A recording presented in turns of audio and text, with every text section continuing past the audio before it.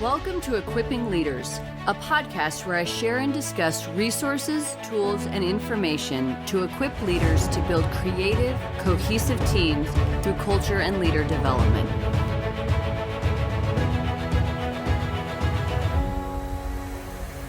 Welcome to Equipping Leaders, Episode 4. I'm your host, Natasha, and today I'm going to talk to you about peer effects, what it is, how it impacts a team, and what you as a leader can do about that. Peer effects are peer pressure, they are peer influences, they are ways that we behave because of the pressure of a group or the pressure of a situation. And sometimes we don't even realize that we are behaving in this way.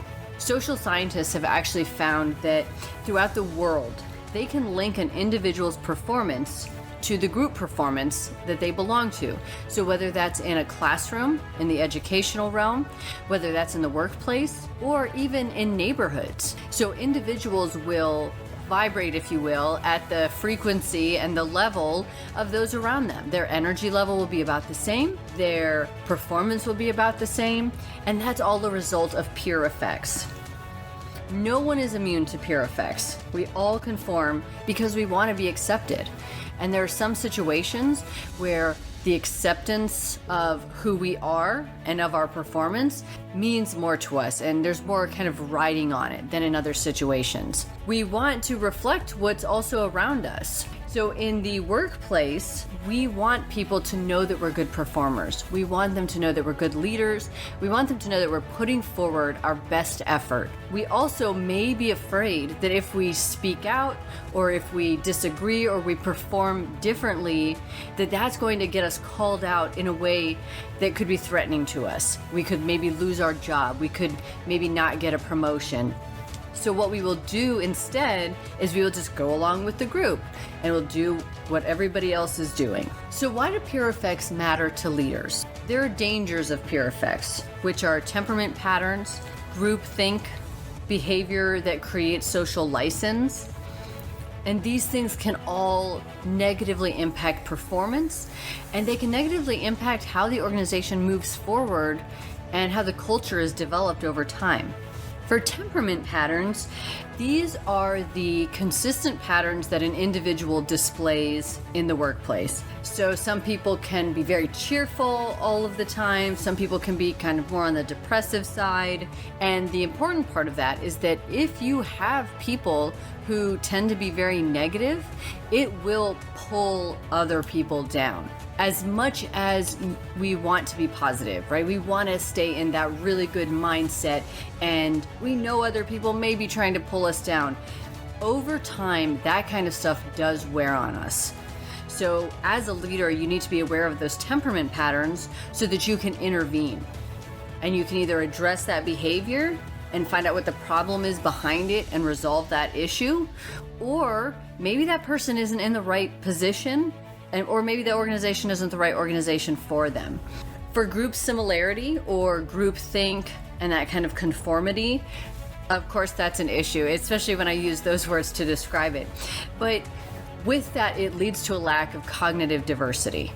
And when you are in a situation, you want to have as much diversity as possible, whether that's diversity that you can see or diversity that is coming from a myriad of generations and experiences. When everybody is just very concerned about, let's all just agree with the boss or agree with this one person, whether they're doing that to seemingly get along, or whether they're doing that because sometimes it's just easy. You still do not want to encourage that kind of groupthink. You want to really push people outside of their comfort zone in how they're thinking. There are a couple of different ways that a leader can do that too. So before a meeting, something you could do is you could essentially assign people different roles. Everybody is coming up with ideas, and while the meeting is going on, maybe someone is assigned to be the devil's advocate or the dissenter, or these different things that will encourage people within the group to think about it in a different way. Also with that, it's important to acknowledge to the group that those roles have been assigned so that you don't just have somebody who looks like a non-supportive naysayer who's trying to cause trouble. You want people to, be transparent in that process, but also let that process rotate. Let different people try out those different positions, because you never know what different questions they could ask, or what new things could be inspired. The last danger I'm going to talk about here is the behavior that creates a social license. This is dangerous in several ways. So when an individual or a group is behaving in a certain way that is not appropriate, when nothing is done about that, it sends a very strong message, right? So doing nothing is in fact doing something, and you don't want to do nothing. If I do not do something as a leader, I'm saying several things. I'm saying A, that behavior is okay. B, that behavior is tolerated. And or C, even if I see behavior that's not consistent with mine or the organization's values, I'm just going to let that slide. What other people think is several things. First, like I said, they think that that behavior is okay and accepted. They get the message that if they're going to do that to them, they could do that to me. And then it also sends the message that I can in turn treat other people that same way. That can be really challenging too, because sometimes people will create this social license because if they don't say anything now, they're hoping that when they get to a position of authority or of some sort of power, that no one will say anything to them. And that is just a really dangerous cycle that you do not want to get into. No person in any organization is above reproach. Now, if these things are inverted, they could be really positive.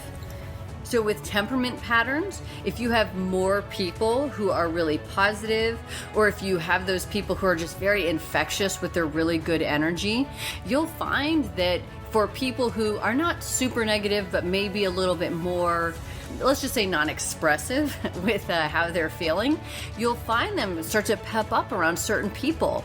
So you really want to make sure that the right temperament patterns are matched throughout your organization. A positive thing that can come out of the group similarity or groupthink conformity is we all think that we need to come up with different ideas. And I know that that sounds really silly when I say it like that, but if the norm of the group thinking is that we know we need different ideas, we know we need to think in a new way and look at this in a different way. And if that's part of the groupthink and part of that quote-unquote conformity, that could be really good for your organization. So that's a positive way that that peer effect could be leveraged. And then the positive way of behavior creating social license is we see it in a lot of different things, and it's that bystander intervention. And that's for much heavier topics, so I don't want to take away from that in any way. If someone says something or does something that's inappropriate or very negative, and I, as either a coworker, as a leader, address that, I am saying that not only will I stand up for the values that I hold or that the organization holds, but I'm going to hold you to those values as well. I'm not trying to call you out. I'm just trying to make sure that we're all on the same page. Because if they make one person uncomfortable, they likely made other people uncomfortable. So that one person is now able to help turn that around and say, okay, well, what did you mean by that? Let's talk about that, and create this environment where when things do come up, they are addressed, not aggressively, but they are addressed, which they should be. So how do we as leaders leverage peer effects? Like I just discussed, there are some elements of peer effects that can lead to positive impacts. Those temperament patterns being aligned and leveraged appropriately, right? Matching different types of people up who can bring each other up and help keep the realism going. You have the group similarity. If we're all on the same page about what our values are, what our culture is, and part of that culture is thinking outside the box and not just agreeing, even if we maybe really don't care in that moment, but knowing that it's for the good of the organization and the good of our performance as individuals and leaders. And then also that behavior that creates social license. When we're calling out the wrong things, we're doing the right thing by calling out the wrong things. That also tells people that I'm aligned with my own and the organization's values, and I'm going to hold you to that standard too. And people will respond to that peer effect. So peer effects are positively impacted by investing in people. If you are investing in their development and you have mentoring programs and internal or even external coaching programs, investing in people will make them more invested in the organization. And that can raise that frequency and that energy and that performance of the organization in a lot of different ways, not just in a bottom line kind of way, but also in the culture. You want to be a great organization to work at, but also when someone leaves because it's no longer the right place for them, you want to be an amazing culture to be from. And that is another great thing that you can do for the professional world. Because think about that. If you work at an organization, people are like, oh, wow, you work there. I've heard that place is so amazing. And then you go to leave that place and people are like, oh, wow, you came from there? That sounds, we've heard such amazing things about that place. So you want to think about that when you're investing in people, really letting them know that you value them and you value their contribution. Thank you for listening to the Equipping Leaders podcast. You can follow me on Instagram at novel_Natasha or on Twitter at Natasha Cheyenne. Please join me next time for more insight and resources to equip leaders.